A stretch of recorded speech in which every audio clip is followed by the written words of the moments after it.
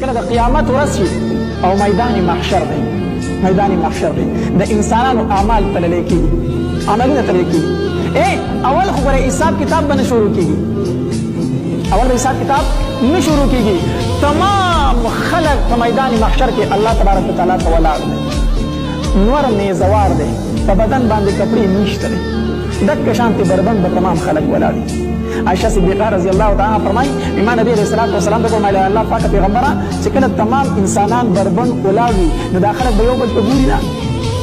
نبی علیہ السلام راته وفرمایل عائشہ داسې حالت به جوړ وي چې هېڅ یو انسان به بل ته نشي کتلی، هر انسان به په خپل ځان وي، هر انسان به په خپل ځان.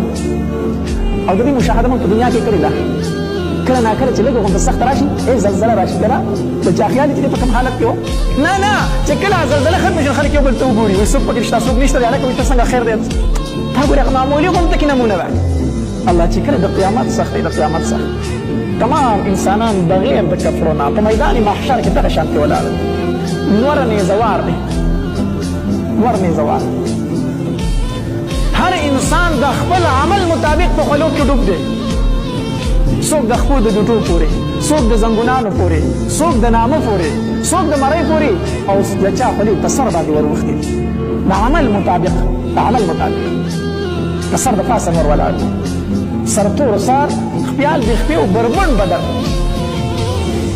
تمام انسانان به ولاړ دي، ډېر زیات په تګ شي. څومره وخت ولاړ دي؟ 50,000 کاله، 50,000 کاله په میدان محشر کې ولاړ دي، ګیر چاپېره د فرشتو فیره ده، څوک راکېدی د ځای نه نشي. الله يوم يقوم الروح والملائكة صفا لا يتكلمون إلا من أذن له الرحمن. د فرشتو صفونه ولاړ دي، جبريل عليه الصلاة والسلام هم ولاړ دی فیره دی. د الله تبارک وتعالی په مخ کې باندې جبريل عليه السلام هم خبرې نشي کولی، چپه چپیاره خبره څوک نشي کولی، فرشتې هم خبرې نشي کولی، په خپلې پیره ولاړې دي. چې کله دا انسانان ډېر تنګ شي که نه ډېر زیات تنګ شي نو چغې به کیسه کسان چې د الله تبارک وتعالی دپاره راغونډ شئ، الله ته ظاهري فریاد به څوک وکړي چې موږ سره خو حساب کتاب شروع کړي که نه، موږ سره خو چې څوک حساب شروع کړي الله ته ووایي،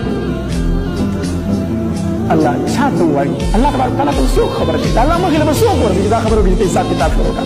حتی تر دې پورې چې بعضې خلک به پکې دا وایي وایي که موږ جهنم ته لګي جهنم ته دې ولېږو چې زموږ سره حساب وکړي چې د میدان محشر به دې سختۍ نه خلاص شو. د میدان محشر دا سخته به ورته دومره سخته ښکاري چې د جهنم سخته به ورته لږه ښکاري، جهنم ته دې لاړ شو خو چې دا سخته ختمه شي.